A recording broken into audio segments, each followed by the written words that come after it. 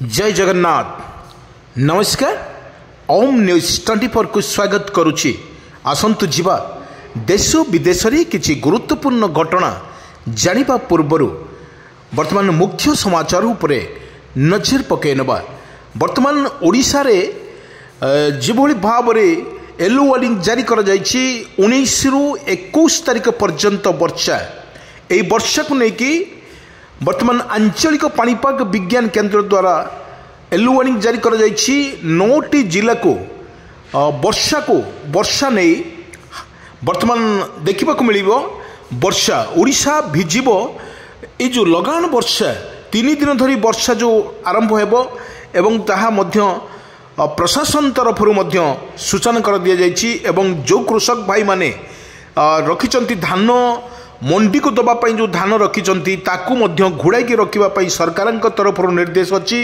एवं वर्षा को लेकिन किभली भाव में ओडिशा प्रस्तुत रहिबो सेथिपई सरकार तरफ प्रस्तुत मध्य कर जायछि। एवं प्रत्येक कृषक भाई माननको कह जायछि आपण धान को सुरक्षित रखंतु एवं वर्षा कमिला परे आपण मंडी को नेबे धान।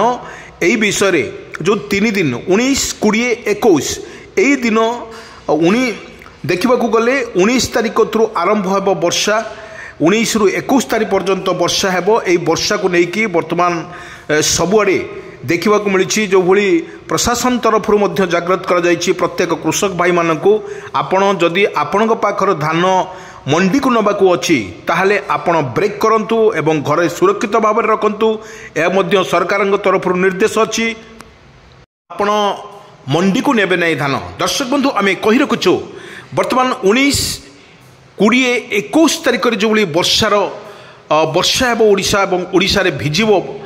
एथिपाई सबुठी प्रस्तुत शेष होइछि एवं सरकार तरफ आरंभ करी जिला प्रशासन पर्यंत कृषक भाई मानकू स्पेशली कह जायछि आपण मंडी को धान नेबे नहीं। जदि धान आपणकर बस्ता सील करिसंती ताले आपण पॉलिथिन टाणीबाकू मध्य कह जायछि। कृषक भाई माने व्यस्त हेबे नहीं कारण एटा बहुत जोरे वर्षा हेबो नहीं। एवं जदि आकाश मेघाच्छन्न रहिबो एवं मध्यम धरणर वर्षा लगातार भाव में 3 दिन वर्षा पाई आंचलिक पाणीपाग विज्ञान केंद्र द्वारा सूचना दि जायछि। ताहा मध्य प्रस्तुत रही। आपण माने व्यस्त होगा दरकार नहीं। एठी मध्य जदि आपण पाखरे धान अच्छी ताहले आपण पॉलिथिन तले पॉलिथिन को ठीक भाव में सजाड़ी आपण धान को सुरक्षित भाव में रखिबे। आसंतु ए विषय पूरा वीडियो पर नजर पकेवा पूर्वर देखि नबा कौन रही स्थिति ओडिशा रे। 13 सहर में 35 डिग्री टपिला पारद। बुधवार बिजुली घड़घड़ी सह वर्षा। भुवनेश्वर 17:02 आसंता बुधवार ठारू राज्य में बिजुली घड़घड़ी सहित वर्षा हेबो। पश्चिमा वायु प्रवाह जोगु 4 दिन जाए वर्षा संभावना अछि।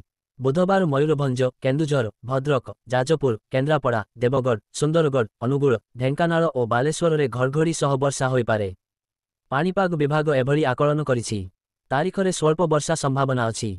20 तारीख में मयूरभंज, केन्द्रापड़ा, भद्रक, जाजपुर, केन्द्रापड़ा, देवगढ़, सुंदरगढ़, अनुगुल, ढेंकानाल, झारसुगुड़ा, संबलपुर, रायगड़ा, गजपति, गंजाम और बालेश्वर में स्वल्परू मध्यम धरणर वर्षा होई पारे। ए सबु जिला भितरु किछि स्थान रे बिजुली और घड़घड़ी सह वर्षा होई पारे। 21 तारीख में बालेश्वर, भद्रक, जाजपुर, केन्द्रापड़ा, कटक, जगतसिंहपुर, मयूरभंज, केन्दुझर, ढेंकानाल, नयागढ़, खोर्धा, पुरी, गंजाम और गजपति रे स्वल्परू मध्यम धरणर वर्षा संभावना अछि। 22 तारीख में भी बर्षिबो। सुंदरगढ़, केन्दुझर, मयूरभंज और बालेश्वर रे हालुका वर्षा होई पारे। रविवार टी सहरर तापमात्रा 35 डिग्री सेल्सियस पार करिथिला। पारलाखेमुंडी रे दिन तापमात्रा सर्वाधिक 36.6 डिग्री रेकर्ड होईछि। झारसुगुड़ा रे 36.2, अनुगुल रे 36.1, बलांगीर, भवानीपाटना, टेटिलागढ़ और बौद्ध रे 36, ढेंकानाल रे 35.8, संबलपुर और सोनपुर रे 35.7, हीराकुद रे 35.6, भद्रक रे 35.5, भुवनेश्वर रे 35.4 और बारिपदा रे 35 डिग्री टपिछि। राजधानी रे दिनटारू टाण खरा जोगु ताती अनुभूत हेउथिला। अपराह्न 8:30 बेलकू दिन तापमात्रा 34.4 डिग्री थिला। परे 35 डिग्री टपी जाइथिला। सेप्टे फुलबाणी रे राति तापमात्रा सर्वनिम्न 10.5 डिग्री थिला। सोआ जलवायु और परिवेश केन्द्र निर्देशक डॉ शरत साहू कहिसंती वर्षा हेबा नै विभिन्न मॉडल आकलन करिसंती। कालबैशाखी प्रभाव में वर्षा होई पारे। तेबे फेब्रुआरी शेष जाए दिन अधिकांश स्थान में तापमात्रा 35 डिग्री पाखापाखि रहिबो। ରାତିରେ ବି ପାରଦ ଖସିବ ଓ ପାଗ ଆରାମଦାୟକ ରହିବ। ଦର୍ଶକ ବନ୍ଧୁ କହି ରଖୁଛୁ ଲଗାତାର ଭାବରେ ବର୍ଷାର ଯୋଳି ଓଡ଼ିଶାର ମୁହାଁ ହୋଇଯାଉଛି।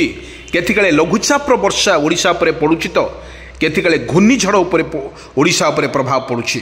କିନ୍ତୁ ବର୍ତ୍ତମାନ ଯେଉଁ ଶୀତର ଲହରୀ ଚାଲୁଥିବା ବେଳେ ଅନେକ ଜାଗାରେ ଦେଖିବାକୁ ମିଳୁଛି ଶୀତ ଏବଂ ସନ୍ଧ୍ୟାବେଳେ ଶୀତ ଲାଗୁଛି ଏବଂ ବହୁ ଜୋରେ ଶୀତ ଲାଗୁଛି ଏବଂ ସକାଳୁ ହେଲା ବେଳକୁ ଆକାଶ ମେଘାଚ୍ଛନ୍ନ ରହିବା ସହିତ ପ୍ରବଳ ମାତ୍ରାରେ କାକର ପଡ଼ୁଛି, ଯେଉଁଟା କେଉଁଠି ବୁଢ଼ା କାକର ପଡ଼ୁଛି। ଲୋକମାନଙ୍କର ଜୀବନଯାପନ ଅସ୍ତବ୍ୟସ୍ତ ଲାଗୁଛି, କାରଣ ଯିବା ଆସିବା ସମୟରେ ବୁଢ଼ା କାକର ପଡ଼ୁଛି ଏବଂ ଗୋଟେ ଜଣ ଅନ୍ୟ ଜଣକ ଅପୋଜିଟ୍ ସାଇଡ଼୍ର ଆସିଲେ ମଧ୍ୟ କିଛି ଜଣାପଡ଼ୁନାହିଁ। କିନ୍ତୁ ଇଏ ହେଉଛି ସକାଳ ଦୃଶ୍ୟ ଦେଖିବାକୁ ମିଳିଥିଲା। କିନ୍ତୁ ବଡ଼ କଥା ହେଉଛି ଆପଣଙ୍କୁ ଭିଜୁଆଲ୍ ମାଧ୍ୟମରେ ଦେଖାଯାଉଛି ଯେଉଁଭଳି ଓଡ଼ିଶାର ଯେଉଁଭଳି ଲଘୁଚାପର ବର୍ଷା ଲାଗି ରହିଥିଲା ତାପରେ ପରେ କମିସାରିଲା ପରେ 3-4ଟି ଲଘୁଚାପ ହେଲା ଓଡ଼ିଶାର ଜୀବନ ଉପରେ ବେଶ ବିପଦ ପଡ଼ିଥିଲା। ବଡ଼ କଥା ହେଉଛି କୃଷି ଏବଂ କୃଷକ ଭାଇମାନଙ୍କ ପାଇଁ ଏକ ଗୁରୁତ୍ୱପୂର୍ଣ୍ଣ ଘଟଣା ଘଟିଥିଲା। ସବୁ ଯାହା ଗଣ୍ଡେ କରିଥିଲା ଧାନ ତାହା ମଧ୍ୟ ସମ୍ପୂର୍ଣ୍ଣ ନଷ୍ଟ ହୋଇଯାଇଥିଲା। ସରକାରଙ୍କ ତରଫରୁ ଘୋଷଣା କରାଯାଇଥିଲା ଯଦି ଧାନ ନଷ୍ଟ ହୋଇଯିବ ତାହେଲେ ଆପଣ ସେଇ ଧାନକୁ ମଧ୍ୟ ନେବେ। ଏବଂ ବର୍ତ୍ତମାନ ଯେଉଁଭଳି ସରକାରଙ୍କ ତରଫରୁ ମଧ୍ୟ ଘୋଷଣା କରାଗଲା ଧାନ ଚାଷ ପରେ ପରେ କୃଷକ ଭାଇମାନଙ୍କର ଗୁଜରାଣ ମେଣ୍ଟିବା ପାଇଁ ସେମାନେ ରବି ଫସଲ ଉପରେ ନିର୍ଭର କଲେ। ରବି ଫସଲ ନିର୍ଭର କରିଥିଲା ପରେ ବର୍ତ୍ତମାନ ବାଡ଼ିରେ ବିଶେଷ କରି ରବି ଫସଲ ଖାଦ୍ୟ ଉପରେ ନିର୍ଭର କରୁଥିବା କୃଷକ ଭାଇଟି ତାର ସବୁ ପ୍ରକାର ଫଳ ପନିପରିବା ତା କ୍ଷେତରେ ହିଁ ଲଗାଇଥାଏ। କିନ୍ତୁ ସରକାରଙ୍କ ତରଫରୁ ବା ଆଞ୍ଚଳିକ ପାଣିପାଗ ବିଜ୍ଞାନ କେନ୍ଦ୍ର ତରଫରୁ ଯାହା ମଧ୍ୟ କରାଯାଇଛି ସୂଚନା ଦିଆଯାଇଛି କୃଷକ ଭାଇମାନଙ୍କ ପାଇଁ ଯଦି ଆପଣଙ୍କ କ୍ଷେତ୍ରରେ ଧାନ ଥାଏ ଆଉ ଆପଣଙ୍କ କ୍ଷେତ୍ରରେ ଯଦି ପନିପରିବା ଥାଏ ତାହେଲେ ଆପଣ କିଭଳି ଭାବରେ ତାକୁ ସୁରକ୍ଷିତ କରିପାରିବେ ସେଟା ଚାଷୀକୁ ନିର୍ଦ୍ଦେଶ ଦିଆଯାଇଛି। ଏଠି ଦେଖିବାକୁ ଗଲେ ସରକାରଙ୍କ ତରଫରୁ ଯେଉଁଭଳି କୃଷକ ଭାଇମାନଙ୍କ ପାଇଁ ଯୋଜନା ପରେ ଯୋଜନା କରୁଛନ୍ତି ଏବଂ ବଜେଟ୍ରେ ଅଧିବେଶନ ଚାଲୁଥିବା ବେଳେ କୃଷକ ଭାଇମାନଙ୍କ ପାଇଁ ଏକ ଦମଦାର ବଜେଟ୍ ଅଫର କରିଛନ୍ତି ରାଜ୍ୟ ସରକାର। ସେଥିପାଇଁ ଏଠି କୌଣସି ସରକାରଙ୍କ ତରଫରୁ ଯେଉଁଭଳି କୃଷକ ଭାଇମାନଙ୍କୁ କିଛି ବ୍ୟସ୍ତ ହେବା ଦରକାର ନାହିଁ। ଯଦି ଆପଣଙ୍କର କିଛି ରବି ଫସଲ ବର୍ଷାରେ କିଛି ନଷ୍ଟ ହୋଇଯାଏ ତାହେଲେ ଆପଣଙ୍କୁ ସରକାରଙ୍କ ତରଫରୁ ମଧ୍ୟ ସହାୟତା ପ୍ରଦାନ କରାଯିବ। ଯଦି ଆପଣଙ୍କର 100% ନଷ୍ଟ ହୋଇଛି ତାହା ମଧ୍ୟ ସରକାର ଏକୁ ଭରଣପୋଷଣ କରିବେ ବୋଲି ପ୍ରତିଶ୍ରୁତି ଦେଇଛନ୍ତି। ଏଠି ଦେଖିବାକୁ ଗଲେ ଯେଉଁଭଳି 19ରୁ 21 ତାରିଖ ପର୍ଯ୍ୟନ୍ତ ବର୍ଷା ପାଇଁ ୟେଲୋ ୱାର୍ଣ୍ଣିଂ ଜାରି କରାଯାଇଛି ଆଞ୍ଚଳିକ ପାଣିପାଗ ବିଜ୍ଞାନ କେନ୍ଦ୍ର। ଆଞ୍ଚଳିକ ପାଣିପାଗ ବିଜ୍ଞାନ କେନ୍ଦ୍ର ତରଫରୁ ବର୍ତ୍ତମାନ ସବୁ କୃଷକ ଭାଇମାନଙ୍କ ପାଇଁ ସତର୍କ ସୂଚନା ମଧ୍ୟ ଜାରି କରାଯାଇଛି। ଏଠି ଦେଖିବାକୁ ଗଲେ ଯେଉଁଭଳି ଭାବରେ ଓଡ଼ିଶା ଭିଜିବ ଦେଖିବାକୁ ଗଲେ ସ୍ପେଶାଲ ଦେଖିବାକୁ ଗଲେ ଯଦି ଆମେ ଦେଖିବା ରାସ୍ତାଘାଟ ବୁଢ଼ା କାକର ପଡ଼ୁଛି ଏବଂ ଶୀତ ଲାଗୁଛି ଏବଂ ଶୀତ ଗୋଟେ ପଟେ ଶୀତ କାକର ଏବଂ ପୁଣି ବର୍ଷାକୁ ନେଇକି ସରକାରଙ୍କ ତରଫରୁ ଘୋଷଣା। କିନ୍ତୁ ଏଠି ଗୋଟେ କନଫ୍ୟୁଜ୍ ଲାଗୁଛି ଯଦି ଏଭଳି ଭାବରେ ଆଜି ମଧ୍ୟ ଦେଖିବାକୁ ମିଳୁଛି ପୁରୀ ସହରରେ ଯେଉଁଠି ଜଗନ୍ନାଥ ଧାମରେ ଏଠି ମଧ୍ୟ ଭୂମିକମ୍ପ ସୃଷ୍ଟି ହୋଇଥିବାର ମଧ୍ୟ ଦେଖିବାକୁ ମିଳିଥିଲା। କିନ୍ତୁ ଏଠି ଯେଉଁଭଳି ନଷ୍ଟ ହୋଇଛି ବର୍ତ୍ତମାନ ସରକାରଙ୍କ ତରଫରୁ କିଛି ଘୋଷଣା କରିନଥିଲେ ମଧ୍ୟ କିନ୍ତୁ ଏଭଳି ଭାବରେ ଓଡ଼ିଶା ଉପରେ ବିପଦ ପରେ ବିପଦ ଘନି ଆସୁଛି। ଦର୍ଶକ ବନ୍ଧୁ ବଡ଼ କଥା ହେଉଛି ଯେଉଁଭଳି ଲଘୁଚାପର ବର୍ଷା କିଛି ଦିନ ପରେ ଆପଣ ଦେଖନ୍ତୁ ଡିସେମ୍ବର କତରୁ ଦେଖନ୍ତୁ ଏବଂ ଏହି ମାସରେ ଲଘୁଚାପର ବର୍ଷା ରହିଲା କୃଷକର ମେରୁଦଣ୍ଡ ମଧ୍ୟ ଭାଙ୍ଗିଲା ଏବଂ ତାପରେ ପରେ ଲଘୁଚାପର ବର୍ଷା କିଛି ସମୟରେ ଗଲା ପରେ ତାପରେ ପୁଣି ଥଣ୍ଡା ଏବଂ ଗରମ ବର୍ତ୍ତମାନ ଥଣ୍ଡା କିଛି ଅଂଶରେ କମିସାରିଲା ପରେ କ'ଣ ରହିଛି ସ୍ଥିତି ପର ଭିଡ଼ିଓ ମାଧ୍ୟମରେ ଆପଣଙ୍କୁ ଜଣାଇଦେବୁ।